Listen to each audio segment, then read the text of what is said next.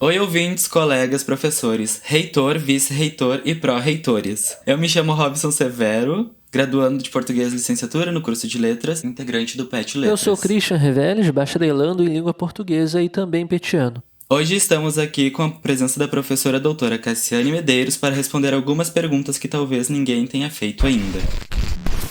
Vozes do 40A. A professora Cassiane é bacharel em jornalismo pela Universidade Federal de Santa Maria. Também é mestre e doutora em letras e em estudos linguísticos pela UFSM. Já seu pós-doutorado foi feito na USP Ribeirão Preto no Departamento de Educação, Informação e Comunicação. Já foi docente da área de comunicação social da UFSM, já foi professora da pós na Universidade Vale do Sapucaí e atualmente é a professora adjunta do curso de letras da UFSM. Então, professora, como é que você está? Tem alguma coisa que que você gostaria de acrescentar? Deixamos passar algo? Oi, gente. Tudo bem com vocês? Estamos bem. Olha só. Não tem nada que deixou passar, não. Eu acho até que essa parte de apresentação a gente sempre fica meio constrangido, né? Vocês falam e parece que normal. Parece que é um sujeito que não é a gente. É engraçado, é interessante, é um processo interessante. É o mundinho Lattes. É um mundo diferente, assim. Ouvir falar sobre a nossa vida é uma coisa diferente. Mas eu tô bem e não deixaram passar nada, não. A minha formação básica é essa e mostra um apanhado bem geral e bem resumido de como que eu sou como sujeito, né? Onde que eu transito, onde que eu transitei e um pouco da minha história. Então tá tudo certo. Perfeito. Então, começando no início da sua história na graduação, que é um lugar diferente do que a gente está acostumado a ver você passando, que é o jornalismo. Como foi que isso aconteceu? Por que naquela fase da tua vida tu decidiu que queria jornalismo? Teve a opção letras rolando junto ou não? Ah, isso é legal. É boa essa pergunta. Sabe que eu já falei sobre isso em algumas turmas com os alunos em aula, porque tem um episódio interessante da minha vida e que eu acho que no final das contas é o que me define de um modo geral. Eu sou um sujeito nesse lugar aí de entremeio. Eu acredito de fato que a gente não se preste para uma coisa só na vida. E eu acho que isso acabou transparecendo na minha formação e nas minhas escolhas. Então, quando tu me falas assim do jornalismo, o jornalismo sempre, a comunicação sempre foi o meu foco na vida. Eu sempre achei que qualquer área que tocasse de alguma forma nessa relação de comunicação com um fazer seria interessante para mim. Então, a minha primeira opção, e é engraçado, eu sempre tive duas opções na minha cabeça, as principais. Uma delas era o jornalismo e a segunda, ou a primeira, porque eu não sei colocar isso numa ordem, era ser professora. E eu digo assim, ser professora, porque era assim que eu acabava... Era assim que enxergava. É assim que eu via. Tem uma história que eu fui, depois de adulta, encontrar faz uns 10 anos mais ou menos, que eu encontrei na casa da minha mãe, na cidade onde eu nasci, em São Borja, onde eles ainda residem. Eu encontrei um caderninho antigo desses de receita, que a minha mãe usava para passar as receitas, e era eu que escrevia as receitas, porque eu gostava muito de escrever e tal. E eu encontrei numa das páginas, daquelas páginas vazias do final do caderno, um caderninho velho, enquanto eu tava limpando uma gaveta para minha mãe, eu encontrei esse caderno e numa das páginas dizia, com a minha letra, Cassiane, 8 anos, futuro. E aí tinha brincadeira de futuro, alguma coisa assim, profissão, e aí tinha jornalista e professora. E foi muito engraçado, eu fiquei assim, até meio emotiva, até mostrei pra minha mãe, perguntei, mãe, tu já tinha visto isso aqui? Ela, não, nunca tinha visto. E eu até fiquei emocionada na época, fiquei pensando, nossa, no fim das contas eu nem me lembrava disso, e acabou que o que eu me tornei foi exatamente isso, jornalista e professora, porque é o que eu sou hoje. E foi exatamente um entremeio entre essas duas coisas, né? Eu acho que o mais interessante de te entrevistar aqui é que no início do curso a gente só vê essa coisa de ou literatura ou linguística, né? Literatura e linguística. E você trabalha com toda essa parte de mídia, comunicação, sentido. É como se tivesse realmente encontrado a convergência dos teus interesses, não é? Exatamente. Eu não consigo ver separação entre essas áreas, pelo menos não uma separação positivista, assim como a gente costuma ouvir, sabe? Enquanto professora hoje, eu me vejo muito comunicadora. E enquanto comunicadora, quando eu atuei na área de jornalismo, eu me via em muitos momentos alguém que precisava, por exemplo, refletir as questões de um lugar que seria o lugar da pesquisa e numa posição muito mais pedagógica.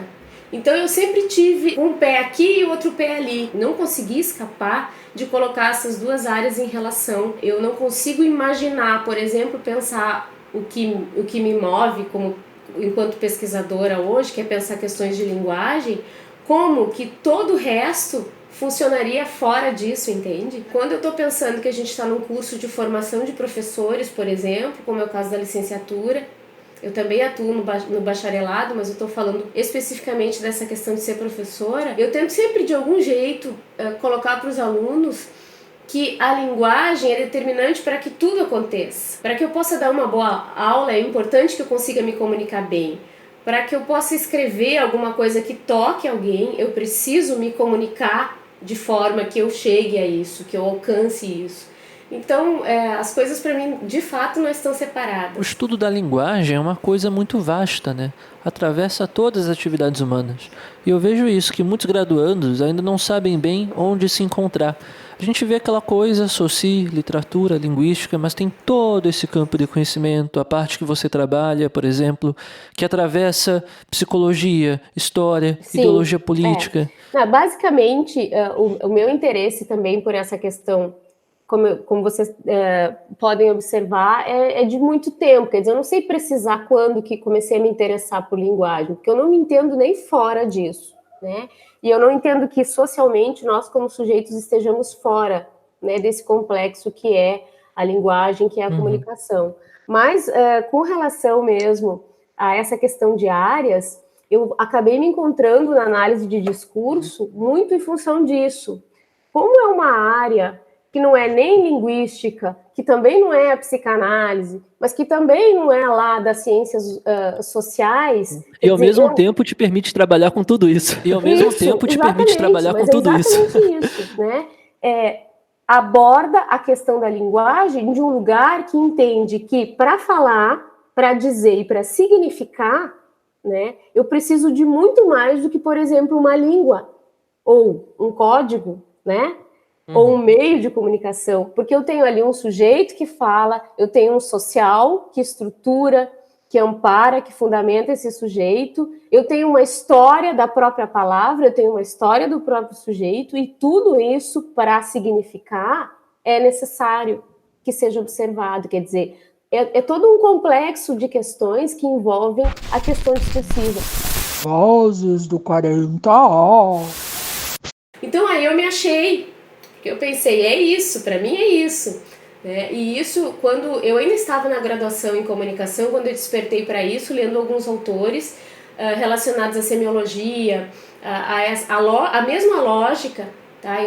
Eu sou do currículo antigo que tinha a lógica, por exemplo, e eu achava interessante a maneira como a gente tinha uma concepção de que a língua, em algumas áreas, estaria fora do aspecto histórico, social e ideológico. E quando eu descobri essa área, que na verdade coloca isso em questão, se pergunta sobre a interpretação e não entende ela como óbvia, eu me achei, literalmente isso, eu me achei, eu me encontrei. Se jogou, assim. E daí, como vocês já sabem, eu não saí mais. Aqui. Eu passei o resto, toda a minha pós-graduação, a minha vida mesmo profissional, porque vocês imaginem que como um sujeito nesse entre-lugar aí, eu trabalhei como jornalista, eu trabalhei como professora, eu fiz várias coisas para me manter, para eu poder estudar. Eu tive um período que eu tive bolsa de estudos, e isso foi super importante, foi determinante, que foi no mestrado, porque eu pude ler tudo que eu queria, que eu precisava ler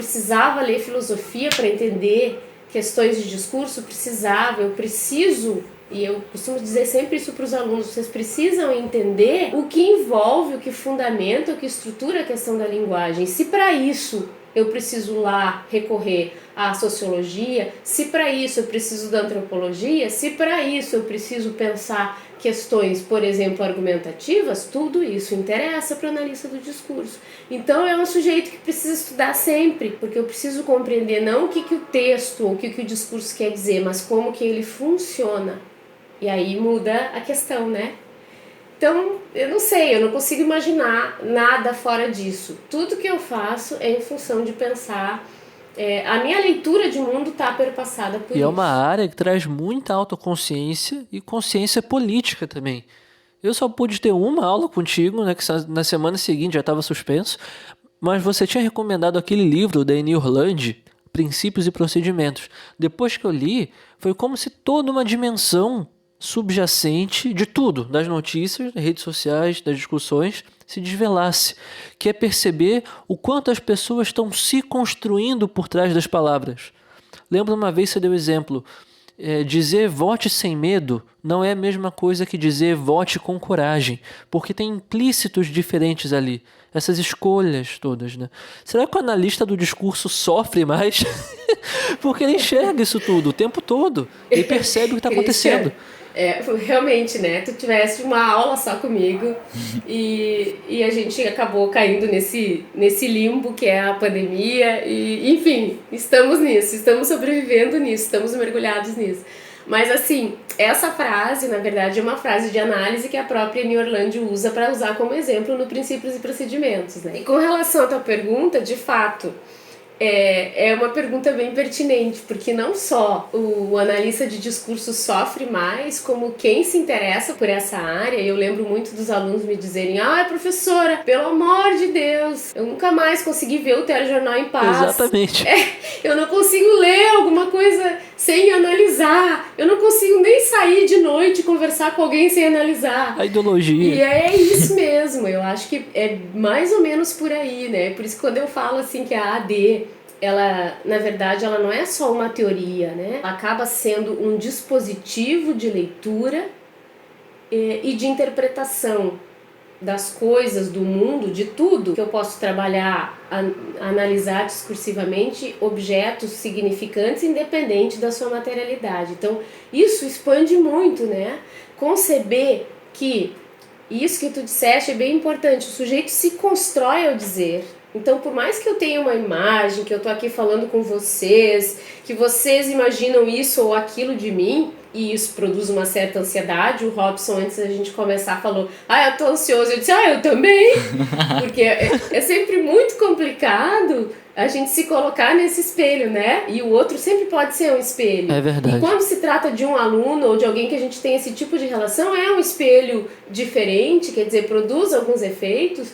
E eu digo para vocês, a análise de discurso modifica não só a maneira da gente ler as coisas, como a maneira da gente se colocar.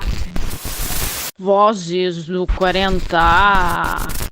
Eu penso muitas vezes para escrever muito mais hoje do que eu pensava quando eu não tinha esse conhecimento, quando esse saber não importava para mim, né? E com relação à questão que tu colocaste sobre o político, né? A gente tem uma concepção, algumas concepções de que o político, e eu acho que isso se difundiu muito, por exemplo, no discurso midiático, por exemplo, nos anos 90. Eu me lembro quando eu fazia faculdade, existia um discurso muito forte sobre neutralidade, sobre objetividade, como se fosse possível eu filtrar, eu limpar o que significa da história, do dizer, dos sentidos já produzidos e desse político, usando uma determinada forma de dizer, né? É como se eu pudesse apagar. E a análise de discurso vem questionar exatamente isso. Quer dizer, eu não posso apagar o político porque mesmo que eu apague da palavra, tem alguém que diz. E esse alguém ocupa um lugar na sociedade. Esse alguém tem uma história. E mesmo que eu não saiba desse alguém, esse alguém fala por uma via, por um canal. E é por isso que eu também me interesso pelo discurso midiático. Quer dizer, da onde que as coisas vêm para elas fazerem sentido pra gente? Eu costumo hoje perguntar muito pros alunos: como que vocês se informam? De que forma vocês formam opinião, por exemplo? A gente tem muito mais possibilidades hoje e ao mesmo tempo nenhuma, porque é tanta coisa que a gente se confunde, né? Quando você falou neutralidade, me lembrou aquela história de escola sem partido que tentam fazer, Mas só de a gente usar uma palavra em vez da outra, por exemplo, chamar de golpe ou de regime militar, já tem ideologia ali. A gente está veiculando ideologia o tempo todo, não tem escapatória. Com certeza. E isso a gente pode pensar, Christian, para qualquer coisa. A questão não é só pensar, claro que o discurso político, por exemplo, é uma seara interessante para pensar essas nuances, esses conceitos, essa questão discursiva, porque ele está muito propício para isso. Mas se eu for pensar, por exemplo, que vamos pegar uma dessas palavras que tu usaste, o golpe. Eu posso pensar golpe do ponto de vista político, eu posso pensar golpe como uma prática dentro de uma determinada arte marcial, eu posso pensar golpe num aspecto, por exemplo, de uma discursividade econômica, e em cada uma dessas posições vai ter alguns sentidos que vão funcionar e outros não. E eles não são óbvios. Eles podem parecer óbvios quando eles estão em determinado contexto, funcionando de uma dada forma, mas não necessariamente eu posso pensar da mesma forma, quer dizer, os sentidos vão variar de acordo com as posições que são empregadas. Isso é uma coisa bem básica em AD, e que quando a gente desperta para isso, que é mais ou menos como um exercício, eu começo a entender, claro que funciona. Claro que eu dizer isso tem a ver com a história que eu tenho, com o saber que eu adquiri, com como que isso funciona na minha vida. E a questão é como que a gente executa, observa, trabalha isso com relação à linguagem. São muitas questões, mas o que eu acho que é mais interessante de pensar de tudo isso é a concepção de que a linguagem não é transparente. E que, portanto, tudo isso que nos dizem sobre orientação, sobre dar voz, por exemplo, a duas posições. Bom, existem só duas posições sobre as questões, né? Eu tenho que mostrar, por exemplo, é muito comum no discurso jornalístico mostrar o outro lado, mas só tem um outro lado, não existem múltiplos lados. O analista de discurso, ele precisa se questionar. A gente tende a já ter uma posição e se colocar nela, uma posição de interpretação. O analista de discurso se pergunta sobre como essa posição foi construída, como esse sentido existe, por que ele existe nesse lugar e funciona assim. Em outro lugar, a mesma palavra vai funcionar diferente. E são questões que acabam afetando diretamente também, não só a questão da pesquisa, do que eu gosto de trabalhar, mas a minha vivência mesmo, as minhas relações, a maneira como eu tenho de interpretar a vida, o mundo, enfim, né, todas essas questões. Então, resumindo, analista de discurso sofre mais. Eu posso te dizer que pensa mais também, e as consequências vêm em relação a isso, com certeza. Cassi, na sua trajetória, então foi no jornalismo que você conheceu a análise do discurso? Foi dentro do jornalismo. E, na verdade, eu tive um professor, alguns professores, mas eu tive um professor que começou a trabalhar a questão da semiologia, numa disciplina que era a teoria de comunicação. E eu me interessei muito pela questão semiológica do discurso, né? Então, eu comecei a ler, eu procurei esse professor e aí, enfim, comecei a frequentar um grupo em que começou-se a falar-se sobre a análise de discurso de linha francesa, que na época, para mim, isso não queria dizer muita coisa. Eu comecei a participar e foi aí que eu comecei a ler primeiro Manguenot, que é um autor francês, que, enfim, é um dos fundadores dessa AD dita francesa.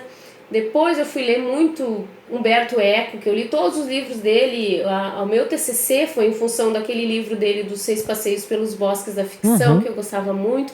E eu fui me aproximando, até que eu cheguei na Émile Orlandi, no Michel Pechet, e aí daí em diante eu realmente decidi que eu queria trabalhar em pesquisa nessa área, porque eu me apaixonei de fato, e eu achei que tinha um caminho muito interessante e produtivo para quem gosta de trabalhar com discurso midiático, que sempre foi meu caso, né?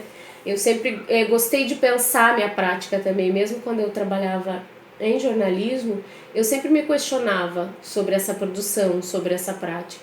Então, foi realmente na comunicação que vamos dizer assim, essas janelas se abriram para mim. Você consegue perceber diferenças entre a Cassiane jornalista e depois a Cassiane professora? Mudou alguma coisa ou muito pouco? Mudou. O quê? Mudou, porque na verdade é o lance da posição sujeito, sabe?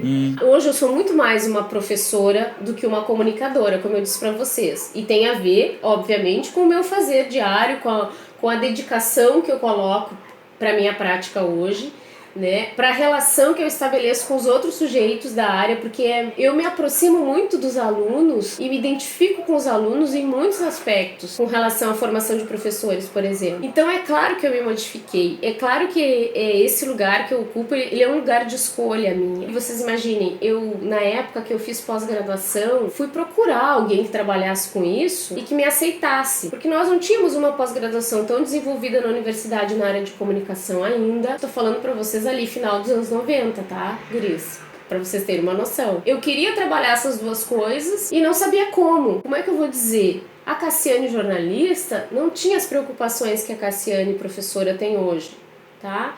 Mas ao mesmo tempo, é como eu digo pra vocês, eu enxergo que alguma coisa que eu tenho para oferecer para os alunos tem muito da comunicadora, tá? Mas eu me vejo... hoje mais professora do que comunicadora. Eu sou mais professora. Eu me coloco nesse lugar e eu acho que eu internalizei isso de uma maneira bem forte isso em mim. Você já tinha essa certeza de que queria fazer um mestrado e depois um doutorado? Ou não? Na verdade, não. Quando eu saí da graduação, eu sabia que eu gostava muito de pesquisa, que eu gostava muito de leitura, que eu teria chances e que eu queria investir nisso. Mas ao mesmo tempo tem aquele lance que a gente sai da faculdade e pensa, eu quero trabalhar, eu preciso trabalhar. Né? E todo mundo pergunta pra gente, o que vai fazer da vida? Não sei. Isso aí é uma coisa que não muda, sabe? Isso não muda.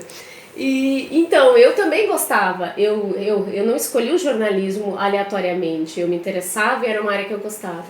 Então, logo que eu me formei, eu fui trabalhar. Eu trabalhei com telejornalismo por...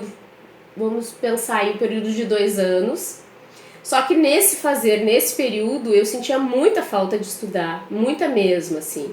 E eu não queria abandonar, eu achava que se eu deixasse passar muito tempo, que eu não ia ter mais como resgatar algumas coisas. E foi aí que eu resolvi buscar a pós-graduação, e aí eu, de fato... fui procurar o mestrado e aí eu fiz o mestrado nas letras. Cassi, aí você conheceu a Eni Orlandi, né? Como é que foi isso? Trabalhou com a Eni Orlandi. Ah, sim, é verdade. Na verdade, eu trabalhei com a professora Eni Orlandi. Como é que foi isso? É interessante, né? Acho que ninguém nunca tinha me perguntado como é que foi isso. A gente lê, Legal. a gente sabe quem é, mas como é trabalhar com ela? Não, a Eni, eu já tinha terminado o doutorado. Sim. Né? Eu fiz o doutorado também com a professora Amanda. A Amanda hoje é minha colega, mas foi minha orientadora de mestrado e doutorado do PPGL.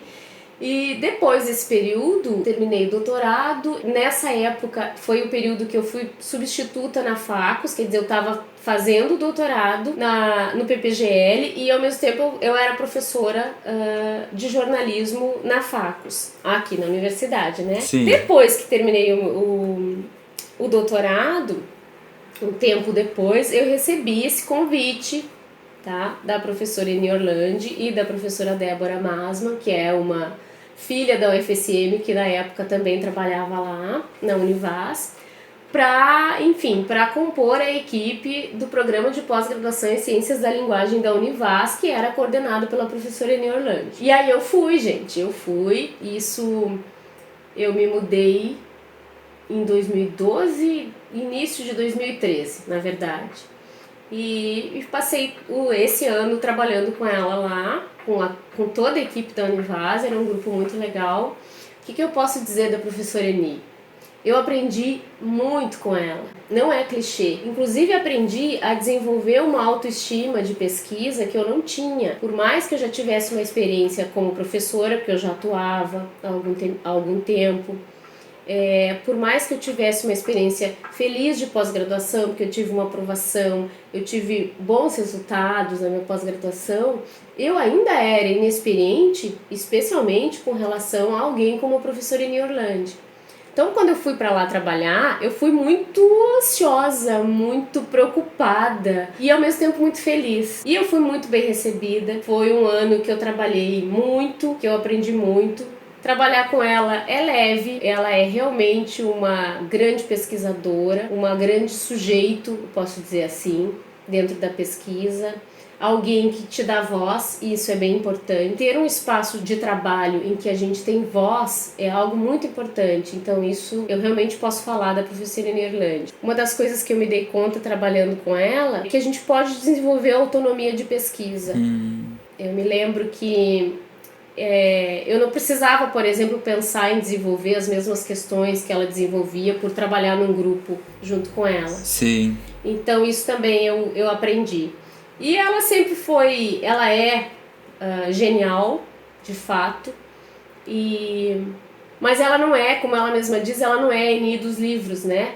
Eu me lembro que eu dizia, nossa, eu não sabia que você pensava assim. Ela dizia, mas Cássia, você achou que eu era Eni dos livros? A gente sempre pensa isso, né? Sim, achava. Achava, com certeza, só tinha acesso a Eni dos livros, como é que eu ia achar outra coisa? Mas foi super legal, assim, foi um período de experiência que foi bem importante pra mim. Eu fiquei 1 ano lá e depois eu retornei pro Rio Grande do Sul, e aí 1 ano depois eu fiz concurso no FSM, e aí eu comecei a trabalhar como professora do Departamento de Letras Clássicas e Linguística. Foi uma experiência super positiva pra mim, gente. Eu aprendi muito. E fora dos muros da universidade, como é que é mudar de estado do Rio Grande do Sul pra lá, pra São Paulo? Como foi louca, isso? Né? Olha que eu era uma louca porque eu morava, pra vocês terem noção, eu morava em Sorocaba. Eu ia toda semana, porque não tinha como uma via direta. Então eu ia de ônibus de Sorocaba toda semana, porque eu dava aula no programa de pós-graduação lá na Univas. Eu ia toda semana até Campinas, e de Campinas eu pegava um ônibus para ir para Pouso Alegre, em Minas Gerais. Meu Deus! E aí eu ficava 3 dias da semana num lugar e o resto no outro, então eu morava em 2 lugares ao mesmo tempo, e essa vida louca, nômade. Eu fiquei assim 1 ano. Eu aguentei, né, esse período como uma louca, assim, mas foi eu digo como uma louca porque eu realmente corria muito, eu não parava. Foi 1 ano que eu só trabalhei, eu só me lembro disso, trabalhar. Valeu a pena. Mas valeu muito a pena. E a experiência de morar em outros lugares também é sempre muito saudável, né? Eu tenho grandes e lindas memórias de Pouso Alegre, por exemplo, muito mais do que eu tenho de São Paulo. Eu sinto, inclusive, saudades de algumas coisas de lá. Eu conheci pessoas muito legais, eu tive colegas que são amigos meus até hoje. Então, eu só cresci, gente, nesse período. Com algumas dificuldades, com muitos desafios, porque nem tudo são flores, mas eu cresci muito, assim, com certeza. Valeu a pena. Valeu, nossa, só valeu a pena, só valeu. Que mais? Então, agora nós temos um jogo de improvisação. Ai, que medo. Então, Tá. É mais ou menos assim. Eu faço perguntas e tu me responde. Tá. Um pinball, assim. Tá. Um livro, uma série e um filme. Quais seriam? Ai, gente, eu não me preparei pra isso. A gente sabe. Deixa eu pensar. Um livro. Tá, eu vou fazer o lance do que vem à minha cabeça, porque isso significa alguma coisa, tá? Sim. Sem pensar muito. Então, um livro que é muito importante pra mim, na minha vida geral, não tem a ver necessariamente com pesquisa, mas que é muito importante pra mim, é um livro do Eduardo Galeano, que é o livro dos abraços. É um livro bem importante na minha vida, bem significativo. Então, é um livro que eu indico. Um filme... o filme da Amélie Poulain, vou ter que escolher esse. Ai, não consigo. Não pode ser outro, tem que ser esse. Esse Fabuloso Mundo da Amélie Poulain. É muito fofinho esse filme. Eu adoro Francês, esse filme. né? Eu adoro esse filme. Enfim, eu adoro filmes, né? Eu amo filmes, Sim. mas esse é especial pra mim. E o que mais que era? Uma série? Uma série. Ai, que difícil. Ai. Uma série. Tá. Vou ter que dizer The Handmaid's Tale, né? Que é a última que me... Claro! Eu fui no seminário que você estava falando sobre isso. Isso. E professora, em uma palavra. É difícil mesmo. Cheguei a olhar... Se vocês vissem a minha cara, que eu cheguei a olhar pro horizonte, assim, sabe? Como que... Muitas palavras vieram à mente. Eu defino, olha, tem duas palavras, é uma palavra, tá? Eu vou dizer uma. É saber mesmo. Saber. Se eu tivesse que te dizer duas, é saber, tá? Mas se eu te dissesse duas, pensando o mundo de hoje, era saber e mediação. Tá? E jornalista em uma palavra. Comunicação. Mas essa daí... Mas assim, o jornalista, né? Tu não tá falando comunicador. O jornalista, eu acho que o maior desafio do jornalismo hoje é poder trabalhar. Tá bem difícil tá bem difícil de filtrar o que é fato, o que é informação, o que serve, o que não serve. Tá muito difícil nos tempos atuais. Muito mais difícil do que quando eu atuava. Então, eu acho que é esse o grande desafio. Mas eu vou manter comunicação porque eu acho que sim, sem comunicação isso não existiria. Nem acontece. Não acontece. E uma palavra, AD. Ai, que difícil. É a mais difícil agora. Eu posso dizer uma palavra, vou dizer, que pra mim significa falta. Falta.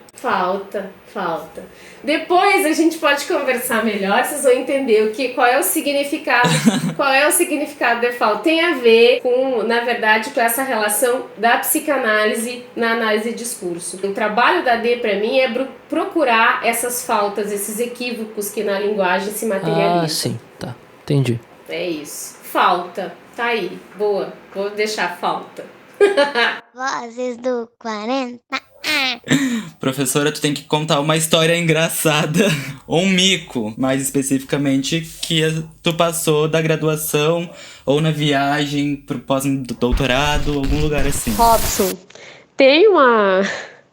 tem literalmente um mico ótimo meu, 2011, se não me engano, que eu tinha terminado de defender o doutorado há pouco. Tava naquela vibe, naquela loucura de ser professora substituta, de fazer a pesquisa, e surgiram 2 eventos na UFRJ, no Rio de Janeiro, na época, num dia e o outro no outro. Eu sei que eram muito próximos, só que um era na comunicação e o outro nas letras. 2 eventos paralelos que não tinham nenhuma relação com o outro, e eu pensei, poxa, vou me inscrever para esses 2, vou apresentar trabalhos diferentes, e aí eu pensei, poxa, eu tenho essas 2 alternativas, eu posso apresentar no evento da comunicação esse projeto, a revista e tal, e no outro eu vou apresentar as questões da minha tese pertinentes ao meu doutorado, maravilhoso. Obviamente que na intenção de aproveitar a viagem, os custos, os gastos e tudo mais, né? Feliz e contente, preparei 2 textos diferentes, slides, um material, me preparei. O evento na mesma instituição, né, na UFRJ, e vai a Cassiane feliz e contente, plena, achando que ia arrasar. O que acontece com a Cassiane? Errou as datas e trocou os lugares, e trocou os dias, e trocou tudo. O dia da minha apresentação, como os eventos se cruzavam, tinham dias comuns, era no mesmo dia. Eu troquei, obviamente, fui para uma sala, me apresentaram, agora a professora Cassiane vai falar, e comecei a falar. Por favor. E falei, dei toda a apresentação da minha tese, falei que eu era ligado ao Laboratório Corpus, do programa de pós-graduação em letras, e que eu estava ali para esse evento, enfim. Fiz toda a minha fala, eles ficaram constrangidos em me interromper. Quando chegou o final, meia hora depois, eles olharam para mim e disseram, professora, eu acho que o trabalho não é o mesmo que está descrito aqui. Foi um dos maiores constrangimentos que eu tive, porque eu ri, eles riram, tudo bem. Eles ainda me deram tempo, eu falei rapidamente do meu trabalho, da proposta, mas eu expliquei, mas foi um mico horroroso, porque tinha ali professores, tinha pesquisadores, e a Cassiane ficou ali um tempão falando de outra coisa, né, que não era propriamente o que ela tinha escrito para apresentar, não era o tema do evento, não era o tema da mesa que estava ali, da comunicação, e foi isso, né, coisas que aconteceram na minha vida, assim, isso foi eu considero um grande mico. Toda a sua tese teve resultado um livro, que é a Sociedade da Imagem, a reprodução de sentidos da mídia e do espetáculo. Por quê? Fala um pouco sobre esse livro, Na verdade, professora. assim, eu comecei, para vocês verem como eu tinha, meu interesse sempre foi relacionar análise de discurso e, enfim, o discurso midiático. Isso. Né? Então eu trabalhei com as capas de revista, com um recorte assim, de arquivo de 10 anos de capas de revistas de circulação nacional. E, na verdade, eu não tinha ideia de que eu ia chegar na questão da imagem, que isso ia ser a minha questão, mas entre ler, entre observar as capas, entre pensar as questões que estavam ali postas discursivamente, eu me dei conta que o que eu estava analisando era uma questão de imagem, muito mais do que qualquer outra coisa. E aí que eu desenvolvi a tese para pensar que, na verdade, o que a gente tem na sociedade contemporânea é uma discursividade imagética muito intensa, muito hegemônica em sociedade. E eu, na verdade, a partir daí, comecei a me questionar e a me interessar para pensar como que a imagem funciona discursivamente, como que ela faz significar diferente, como que a gente lê imagens na atualidade. Então, se tornou o livro, na verdade, abriu o caminho para as minhas questões de pesquisa que vão até hoje, porque é sobre isso que eu trabalho, tá? Então, eu compreendi algo que já existia, que já havia sido pensado, mas que, na verdade, nós temos uma mídia do espetáculo, e isso vem lá desde os anos 60, lá quando o Debord começa a escrever sobre a sociedade do espetáculo. Eu me deparei com essa relação e pensei, não, na atualidade o que nós temos é muito mais do que o espetáculo, é um espetáculo materializado na imagem, de diferentes formas, porque tudo é imagem. Sim. Né? Eu preciso da imagem para qualquer coisa, quer dizer, isso dentro desse fluxo desses discursos em sociedade.